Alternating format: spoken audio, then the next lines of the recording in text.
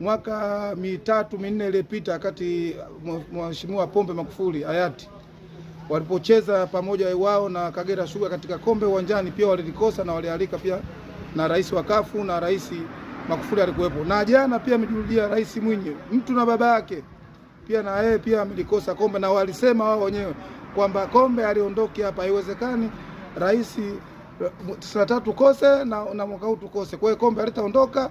Lakini cha kusikitika na masikitiko makubwa kwa msemaji mkubwa Ahmed Ally pamoja na Hassan Dalali, ilikuwa na mheshimu ule mzee maskini ya Mungu. Ilikuwa sasa hivi akae darasa asome, amwombe Mungu, anakuja kutishia watu mji wa Zanzibar. Mji wa Zanzibar amani na upendo, na kila shangaa anakuja kusema kwamba hatoki, kuna dadeki.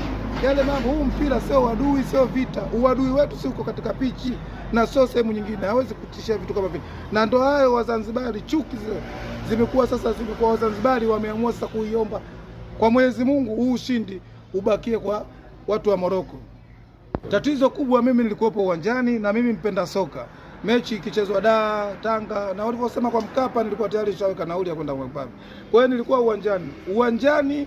Kamara alifanya uzembe kama ule anaofanya. Yule si golikipa. Tanzania golikipa ni Diara tu peke yake.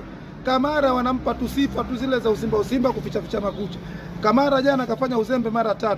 Kapangua, kataka kuweka kifuani, mshambuliaji tu kataka kupiga kichwa, ilikuwa goli. Lakini sema hakuwa forward kama vile Mayele au mfano Peace Dube, ingekuwa sasa hivi tu tushaandikia Simba wangepata ushindi. Lakini maskini ya Mungu, kelele na mdomo hatimaye zimeishia pale. Na ile